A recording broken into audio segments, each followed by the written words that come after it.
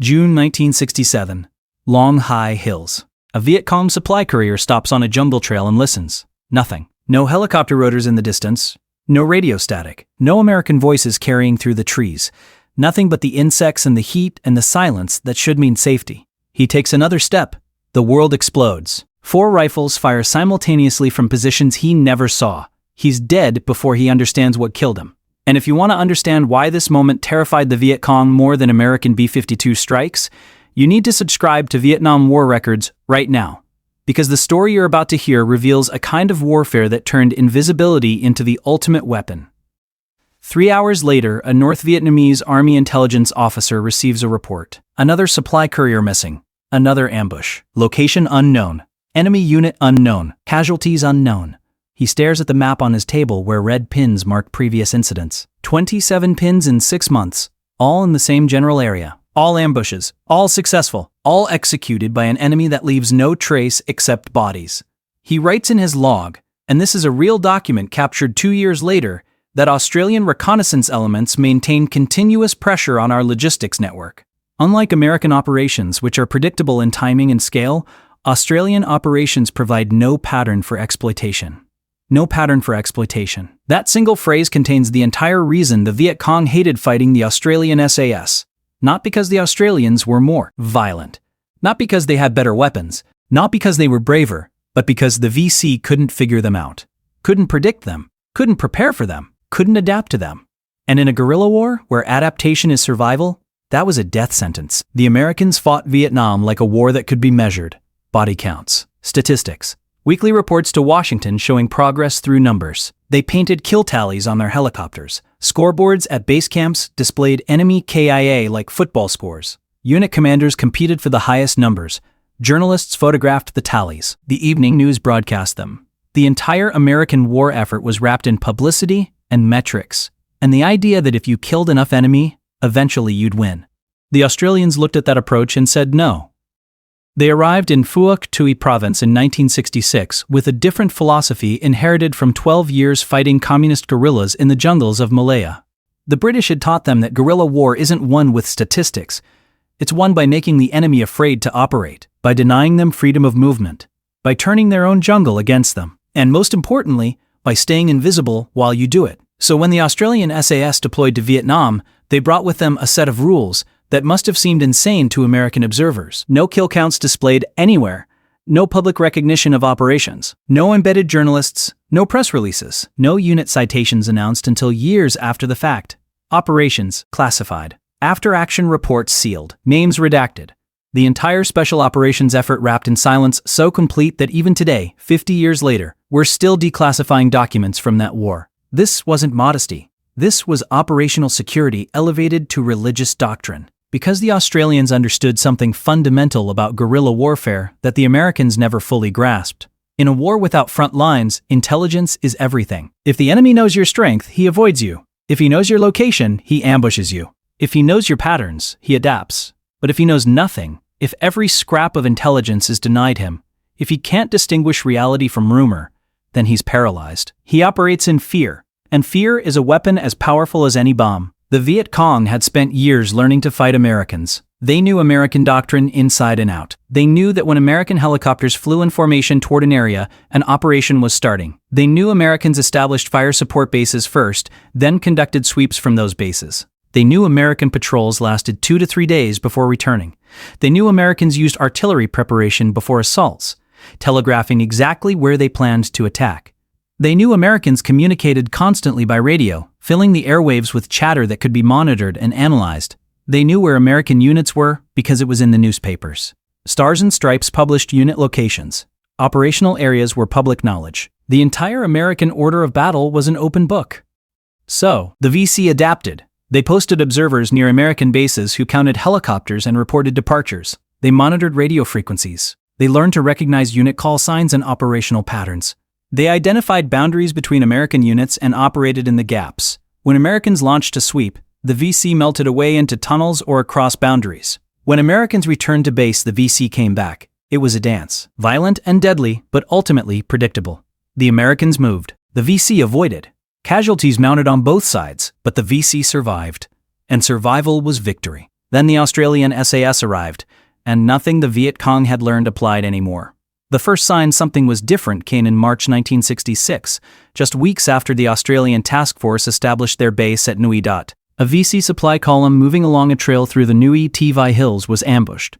12 men killed instantly. The survivors reported to their commander that they never heard the enemy approach, never saw them, never had any indication of danger until the firing started. The commander assumed it was an American unit and filed the standard report. Enemy engaged and evaded. Casualties inflicted unknown. Location avoided in future. But the location wasn't avoided because the VC still needed that trail. 2 weeks later, another column. Another ambush. This time, the survivors reported something strange. The enemy seemed to be in the same positions, using the same methods. Small unit, precise fire, immediate withdrawal after contact. The commander started to wonder. American units didn't repeat ambushes in the same location. They moved. They operated from fire bases. They made noise. This was something else. 3 months later, a VC intelligence officer in Phuoc Thu province compiled a report that still exists in the captured document archives. He wrote that Australian units operate with methods we cannot predict. Unlike Americans, they give no warning of approach. Their small patrols appear suddenly and ambush our supply columns. We cannot determine their strength or location patterns. The report was circulated through the D445 VC Battalion, the main enemy force in the province. It was the first official acknowledgement that the Australians were different. It would not be the last. The Australian SAS operated in 4-man patrols, sometimes 5 or 6, but usually 4. The patrol structure was rigid. A patrol commander, usually a sergeant.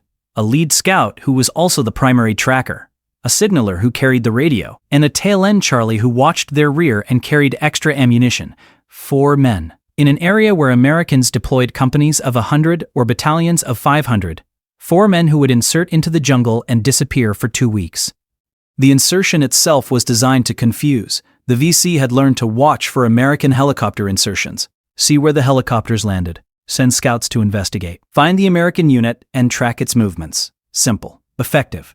But the Australians made it impossible. A single helicopter would approach the operational area and make multiple landings. 5 or 6 touchdowns in different locations. Only one would actually deploy a patrol. The others were fakes. The VC scouts would investigate all of them. Find nothing at most. Maybe find signs of a patrol at one. But they'd waste hours investigating while the real patrol was already kilometers away, moving silently through terrain the VC thought was secure.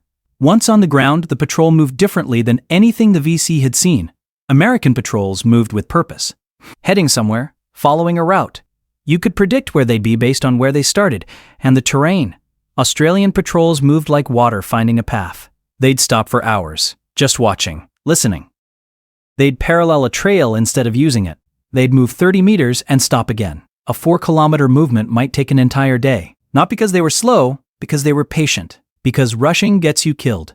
Because the jungle reveals itself to those who wait. The VC began to realize they were being hunted by something that thought like they did. That used the jungle the way they used it. That understood patience and stealth and the absolute necessity of silence.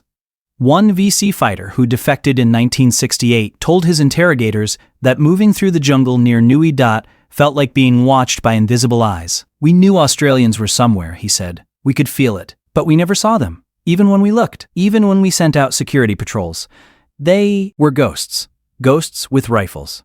Ghosts who set ambushes with a precision that bordered on the supernatural. The Australian SAS ambush doctrine was perfected in Malaya and brought to Vietnam as a complete tactical system.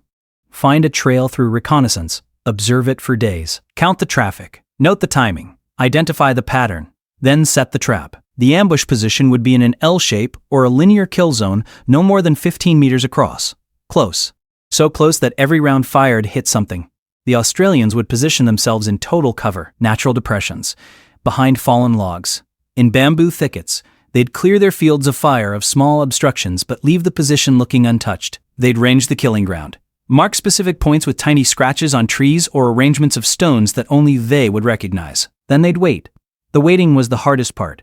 Sometimes hours, sometimes days, lying in the mud, insects crawling over their faces, leeches working into their boots and socks, drawing blood, the heat pressing down like a physical weight. No movement, no sound, no scratching, no coughing, no shifting position, absolute stillness. Because the VC and NVA were jumble fighters too, they watched for bent grass, disturbed leaves, fresh mud, anything that indicated an ambush. The Australians had to be perfect. One mistake and the enemy would sense danger and avoid the trail. All that waiting for nothing. But when the enemy walked into the killing ground, the ambush was devastatingly effective. The patrol commander would initiate with a single shot or a detonated claymore mine. Then everyone opened fire. Disciplined, semi-automatic, aimed shots.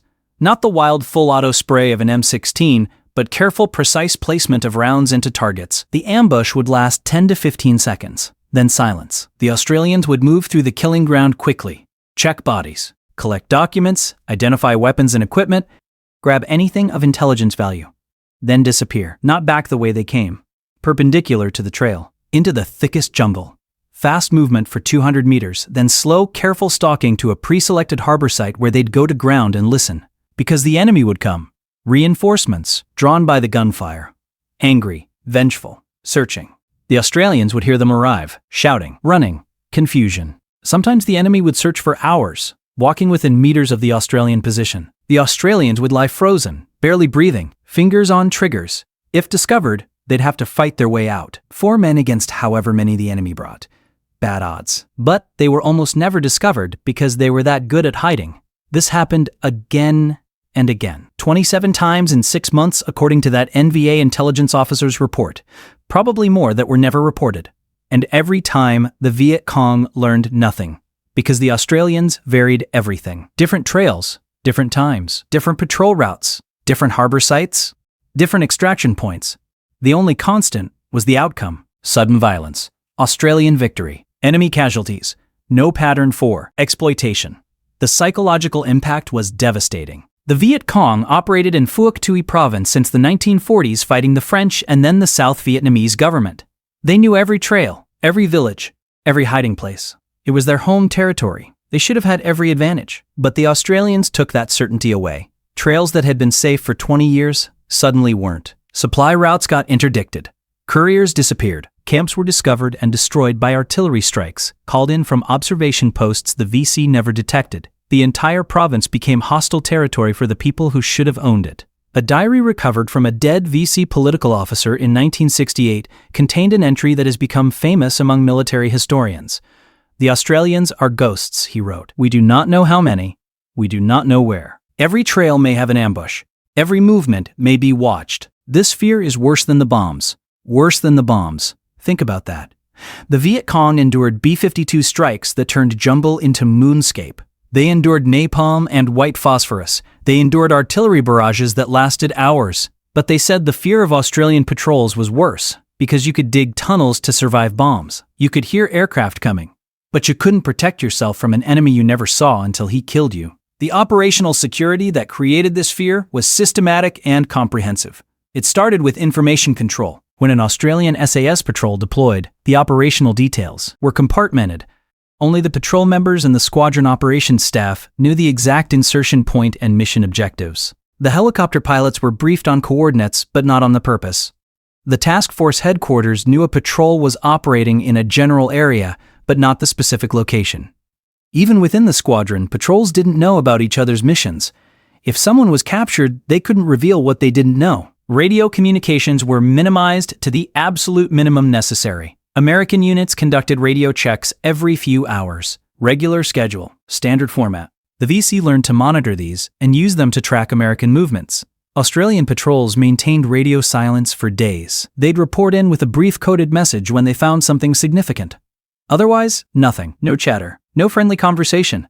No requests for updates. Silence. The signaler would carry the radio for 2 weeks and maybe use it 3 times. The VC couldn't intercept what wasn't transmitted. The Americans advertised their presence because American doctrine emphasized psychological operations. The idea was to intimidate the enemy, show overwhelming force, make them feel powerless. Loudspeakers on helicopters broadcast surrender appeals in Vietnamese. Leaflets dropped from aircraft warned civilians to avoid VC areas that would be bombed. The message was clear and loud. We're here, we're powerful. We're coming for you. And for conventional warfare against a uniformed enemy, that approach makes sense, but against guerrillas who survive by avoiding contact, it was counterproductive. It told the enemy exactly what to do, avoid, and when.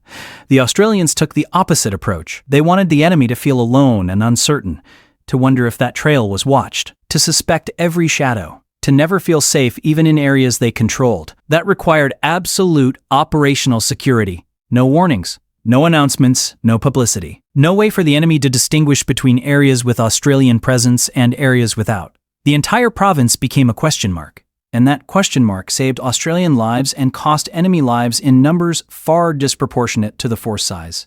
Consider the contrast. A typical American company of 150 men would deploy from a fire support base on a 3-day sweep. The operation would be planned days in advance, coordinates plotted, artillery support arranged, helicopter routes determined, multiple units coordinated. The plan would be briefed to dozens of people. Someone would always talk. Information would leak. The VC had sources everywhere, in the South Vietnamese army, in the civilian workforce on American bases, among the Vietnamese interpreters and scouts. By the time the American company deployed, the VC often already knew. They'd avoid the area or set up their own ambush. The Americans would sweep through empty jungle, make no contact, and return. Operation complete. Body count 0. Nothing accomplished except exhausting soldiers and wasting resources. An Australian SAS patrol of 4 men would plan their mission the day before. Only those 4 men and the operations officer would know the details. No coordination required because they didn't need artillery or air support unless they found a target worth hitting. They'd insert silently, operate for 2 weeks, set multiple ambushes, gather intelligence, call in strikes on targets they identified, extract quietly, debrief. The VC never knew the patrol was there until people started dying. And even then, they couldn't determine the pattern because there wasn't one, just continuous, unpredictable pressure. The kill count issue was central to this. The Americans needed body counts for political reasons. The war had no front lines advancing toward victory, no territory permanently captured, no conventional metrics of success. So Washington demanded statistics. How many enemy killed? How much equipment captured? What's the body count? Unit commanders knew their careers depended on producing numbers, so they emphasized body count. Soldiers were ordered to confirm kills, to count bodies, to report numbers. Units competed. Helicopter crews painted tallies on their aircraft, 1 kill mark for every enemy killed. Some helicopters had dozens of little symbols painted on their sides, tangible, visible proof of success. But this created problems. First, it incentivized inflating numbers. Commanders pressured subordinates for higher counts, subordinates obliged. Anyone killed in a combat zone became enemy KIA. Water buffalo hit by artillery became VC. Civilians caught in crossfire became confirmed enemy. The numbers were often fiction. Second, it created intelligence problems. By advertising how many kills a unit achieved, the Americans told the enemy which units were most effective. The VC could identify dangerous American units and avoid them. Third, it revealed operational areas. If a helicopter with fresh kill marks landed at a firebase, the VC knew that unit was operating nearby. Intelligence gathered from observation. The Australians refused to play that game. No kill marks on helicopters? No public scoreboards. No competitive body count culture. They kept records for intelligence purposes. After-action reports noted enemy casualties because that was tactically relevant, but the information stayed classified. The enemy couldn't learn from it. VC intelligence officers couldn't determine which Australian units were most active or most effective because no information was public. Every Australian unit was equally dangerous because they all operated the same way and none of them advertised results. This frustrated the VC immensely. They were accustomed to gathering intelligence on their enemies. They'd spent years building networks of informants and observers. They knew which American units were aggressive and which were cautious. They knew which commanders were competent and which were incompetent. They could predict American behavior with reasonable accuracy. But the Australians were a black box, impenetrable. The VC could gather rumors and second-hand reports, but nothing concrete, nothing actionable. They knew Australians operated in Phuoc too. They knew Australians were dangerous, but they didn't know how many, where, when, what units, what capabilities. Nothing. Captured documents reveal this uncertainty. A VC Province Committee report from 1969 stated that Australian forces were estimated at between 500 and 2,000 combat troops. The actual number was about 1,200 at that time. The VC couldn't even get basic force strength right because the Australians never revealed it. An NVA regimental intelligence officer wrote in 1970 that Australian patrol patterns are impossible to determine. Recommend avoiding contact when possible. Avoiding contact was admission of defeat in a guerrilla war, where the guerrillas were supposed to have the initiative. The Australians also maintained operational security through discipline. American base camps were often chaotic. Soldiers talked. Rumors spread. Operational details leaked. Australian bases were tight. Everyone understood that loose talk cost lives. Patrol members didn't discuss missions with soldiers from other units. They didn't write detailed letters home that could be intercepted. They didn't brag in bars about operations. The culture of silence was total. This discipline extended to interaction with the media. American commanders often courted journalists. Good publicity meant promotions. Units competed for media attention. Journalists were embedded with combat units and filed dramatic reports. The evening news showed American soldiers in action. Walter Cronkite narrated the war. It was transparent to the point of being self-destructive. The enemy watched American television. They learned from it. The Australian government severely restricted media access to SAS operations. Journalists could visit the task force base at Nui Dat. They could interview soldiers with permission, but they couldn't accompany SAS patrols. They couldn't report operational details. Anything they published was vetted by military censors. The Australian public knew their soldiers were in Vietnam. They knew there was a task force in Phuoc Thu province. But they didn't know what the SAS was doing. Nobody did except the SASA and the enemy they were killing. This created a strange situation where the Australian SAS was simultaneously the most effective special operations unit in Vietnam and the least famous. American Special Forces, the Green Berets, were celebrities. Books written about them, movies made about them. John Wayne starred in the Green Berets in 1968 while the war was still happening. The Australian SAS was invisible. No books, no movies, no public recognition. Just silent professionals doing an extraordinarily difficult job in complete obscurity. The enemy noticed. A former NVA officer interviewed in 1995 for an Australian documentary said something revealing. He said that during the war, they knew all about American Special Forces. Green Berets operated in the highlands. SEALs operated in the rivers. MACV-SOG ran cross-border operations. The NVA had files on these units. Tactics. Capabilities. Known commanders. But Australian SAS, he said, was a mystery. We knew they existed. We knew they were in Phuoc Thu. But we couldn't get information. Our intelligence on them was almost nothing. That was intentional, the interviewer said. Yes, the officer replied, and it was very effective. Very effective is an understatement. The Australian SAS conducted over 1,200 patrols in Vietnam between 1966 and 1971. They killed nearly 500 confirmed enemy. They lost 2 men to enemy action in 5 years. 2. The casualty ratio was obscene. 250 enemy killed for every Australian SAS soldier killed in combat. For comparison, the overall American casualty ratio was roughly 10-1. The Australians achieved 25 times better results. That's not just training or tactics. That's operational security, creating conditions where the enemy is always surprised and always at a disadvantage. The impact went beyond casualties. The strategic effect of Australian operations was the pacification of Phuoc Thu province. When the Australians arrived in 1966, the VC controlled most of the province. Villages paid taxes to the VC. VC infrastructure was intact. The D445 VC battalion operated openly. By 1970, the situation had reversed. The VC were reduced to small hunted groups. Villages supported the government. Roads were open. Markets operated. Schools functioned. The province was as close to pacified as anywhere in South Vietnam. The Australians accomplished this without the massive firepower the Americans employed elsewhere. They didn't carpet bomb.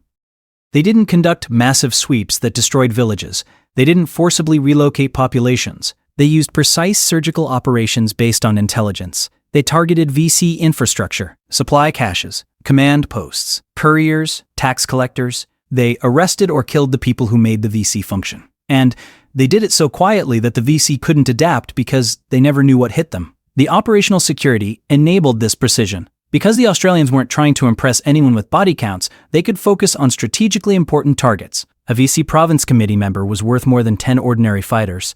A supply cache was worth more than a firefight. An intelligence document captured from a courier was worth more than a company of enemy killed. The Americans understood this intellectually, but their system incentivized the wrong behavior. Kill counts got you promoted. Captured documents didn't show up in statistics. The Australian system had no such perverse incentives. Do the job well. Win the war in your area. That was the measure of success. And it worked until the Australians left. When Australia withdrew its forces in 1971, the careful work of 5 years began to unravel. The VC returned. The NVA infiltrated. By 1975, Phuoc Thu province fell like everywhere else. The Australian achievement was tactical and temporary. They won their battles and lost the war. That's the tragedy of Vietnam in miniature. Professional soldiers doing everything right, achieving remarkable success. and it not mattering in the end because the strategic level was broken. But the tactical lessons mattered. The American military studied Australian operations after the war. The studies concluded that operational security was a decisive factor. Small unit operations with strict OPSEC could achieve disproportionate results. This influenced the development of modern American special operations. Delta Force, the Rangers, SEAL Team 6, all learned from what the Australians did in Vietnam. The lesson was simple. In guerrilla war, invisibility is a weapon. Predictability is a vulnerability. Security is force multiplication. The Vietnamese learned lessons too. After the war, Vietnamese military historians analyzed Australian operations. They concluded that Australian methods were more suitable for counterinsurgency than American firepower tactics. Professional small unit operations, intelligence-driven targeting, minimal civilian casualties, community engagement. These were the elements of successful counterinsurgency. The Americans had the resources to do this, but their system prevented it. The Australians had fewer resources, but their system enabled it. The Viet Cong veterans carry memories of fighting the Australians that are different from their memories of fighting Americans. One former VC fighter interviewed in 2001 said that Americans were like a typhoon. Terrible, destructive. But you could prepare. Go underground. Wait for it to pass. Australians were like snakes. Quiet, hidden, striking without warning. You couldn't prepare. You just had to accept that any moment might be your last. That's not respect exactly. It's something deeper. Acknowledgement of an enemy who mastered the same skills you had and used them better. The Australian soldiers who conducted these operations didn't feel like heroes. Most of them will tell you they were just doing their job, following training, executing doctrine. But they were part of something historically significant. They proved that in modern warfare, operational security can be as important as firepower. That small numbers of highly trained professionals with strict discipline can achieve what large conventional forces cannot. That invisibility and unpredictability are weapons that no amount of technology can replace. The Viet Cong hated fighting the Australian SAS because the Australians took away every advantage the VC had built over decades of guerrilla warfare. The VC couldn't gather intelligence, couldn't predict operations, couldn't adapt tactics, couldn't identify patterns, couldn't feel safe in their own territory. Every trail was potentially lethal. Every movement was potentially observed. Every day was uncertainty and fear. And that fear accomplished what 10 times as many American soldiers with 100 times the firepower couldn't accomplish in other provinces. It broke the insurgency. The lesson echoes today. In an age of social media and instant communication, operational security seems impossible. Everyone has a camera, everything is shared, privacy is dead, but military operations still require secrecy. The side that protects information still has an advantage. The side that maintains discipline still wins. The fundamentals haven't changed. The Australian SAS in Vietnam proved that conclusively. They fought a guerrilla enemy using guerrilla methods, but with professional discipline the guerrillas couldn't match. They stayed invisible while making the enemy feel exposed. They operated in silence while making the enemy hear ghosts. And they never painted kill counts on their helicopters, because they understood that the number that mattered wasn't how many they killed, it was how few of them died, and how completely they dominated their operational area, and how thoroughly they broke the enemy's will to fight. Those metrics don't fit on a scoreboard. They don't make good headlines. They don't satisfy politicians demanding measurable progress. But they win wars. Or at least, they win the battles. The wars themselves are decided at levels far above what soldiers control. The Australian SAS came home in 1971. The war continued without them. The outcome was inevitable by then. But in Phuoc Tue province, for 5 years they demonstrated what professional soldiers with proper doctrine and ironclad operational security could achieve against a skilled and determined enemy. They became the unit the Viet Cong hated fighting most, not because of cruelty, not because of overwhelming force, but because every time the VC faced them, the VC lost, and they lost without ever understanding why, without ever seeing the pattern, without ever getting the intelligence that would let them adapt. That's the power of operational security. That's why silence is sometimes louder than any propaganda. That's why invisibility is sometimes more intimidating than any show of force. That's why 4 men who tell no one what they're doing can accomplish more than a battalion that announces its every move. The Australian SAS understood this. They lived it, they perfected it, and they left a legacy that influences special operations forces worldwide to this day. If this story revealed something about warfare that you'd never considered, you need to do 2 things right now. First, subscribe to Vietnam War Records and hit that notification bell. We're uncovering the real stories of Vietnam, the tactical lessons, the strategic failures, the human experiences on all sides that made this war so complex and so tragic. Second, share this video. These stories need to be told. These lessons need to be learned. The men who fought deserve to be remembered accurately, not as propaganda, but as professionals who did extraordinary things in impossible circumstances. Comment below with your thoughts. What surprised you most about Australian operations? What lessons do you think apply to modern warfare? Let's keep this conversation going because history isn't just about the past. It's about understanding the present and preparing for the future. This is Vietnam War Records. This is the true story of why the Viet Cong hated fighting the Australian SAS. And this is just one chapter in a war that still has lessons to teach us 50 years later.